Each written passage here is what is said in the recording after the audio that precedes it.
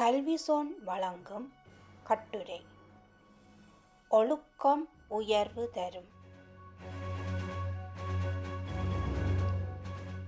மனித வாழ்க்கையில் உயர்வை அடைய பல வழிகள் உள்ளன.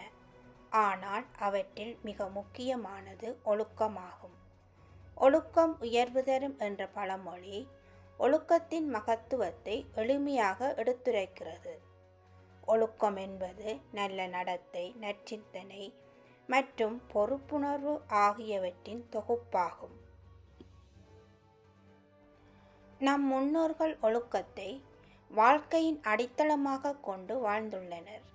ஒழுக்கம் உடையார் உயர்வார், ஒழுக்கமே உடைமை போன்ற பழமொழிகள் ஒழுக்கத்தை வலியுறுத்துகின்றன.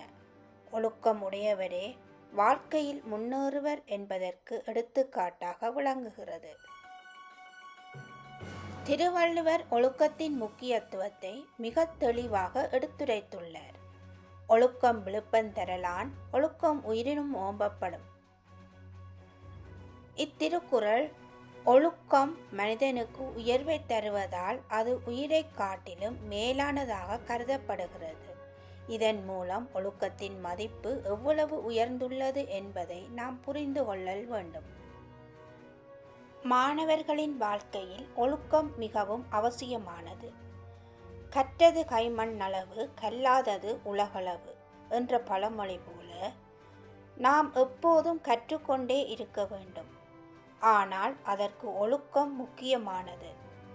நேரம் கடைபிடித்தல், ஆசிரியர்களை மதித்தல், பாடங்களை கவனமாக படித்தல் ஆகியவை மாணவர்களின் ஒழுக்கத்தை வெளிப்படுத்துகின்றன. மேலும் அடக்கம் அமரருள் உய்க்கும், அடங்காமை ஆரிருள் உய்த்துவிடும் என்ற குறட்பா அடக்கமும் ஒழுக்கமும் ஒருவரை உயர்ந்த நிலைக்கு கொண்டு செல்லும்.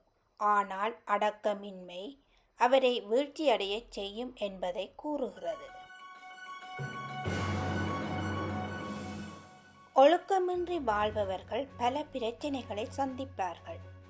தீயினால் சுட்ட புண் ஆறும், நாவினால் சுட்ட வடு ஆறாது என்ற பழமொழி போல ஒழுக்கமற்ற பேச்சு மற்றவர்களுக்கு காயத்தை ஏற்படுத்தும். அதனால் நாம் சொற்களிலும் செயல்களிலும் ஒழுக்கத்தை கடைபிடிக்க வேண்டியது அவசியம். ஒழுக்கம் சிறு வயதிலிருந்தே பழக வேண்டிய நல்ல பண்பாகும். இளமையில் கல்வி, சிலையில் எழுத்து என்ற பழமொழிக்கு இணங்க இளமையில் கற்ற கல்வி வாழ்நாள் முழுவதும் நம்மை வழிநடத்தும் என்பது திண்மை. இன்றைய உலகில் தொழில்நுட்ப வளர்ச்சி அதிகமாக வளர்ந்திருப்பதால் ஒழுக்கத்தின் அவசியம் குறையவில்லை, மாறாக அது அதிகரித்துள்ளது. மொபைல், இணையம் போன்றவற்றை முறையாக பயன்படுத்துவதற்கும் ஒழுக்கம் தேவை. எனவே ஒழுக்கம் என்பது மனிதனை உயர்த்தும் ஒரு பெரும் செல்வமாகும். நன்றிக்கு வித்தாகும் நல்லொழுக்கம் தீயொழுக்கம் என்றும் இடும்பை தரும். இந்த குறள் நல்லொழுக்கம் நன்மையை விளைவிக்கும், தீயொழுக்கம் எப்போதும் துன்பத்தையே தரும் என்பதை கூறுகின்றது. எனவே நாம் அனைவரும் ஒழுக்கத்தை கடைபிடித்து நல்ல மாணவர்களாகவும் சிறந்த குடிமக்களாகவும் வளர வேண்டும். ஒழுக்கமே உயர்வு தரும் என்பதை நாம் வாழ்வின் வழிகாட்டியாக கொண்டு வாழ்வோம். நன்றி. இந்த கட்டுரை பிடித்திருந்தால் லைக் அண்ட் ஷேர் பண்ணுங்கள். இது போன்ற கட்டுரைகள், கல்வி போன்ற தகவல்களை பெறுவதற்கு எமது சேனலை சப்ஸ்கிரைப் பண்ணுங்கள். நன்றி.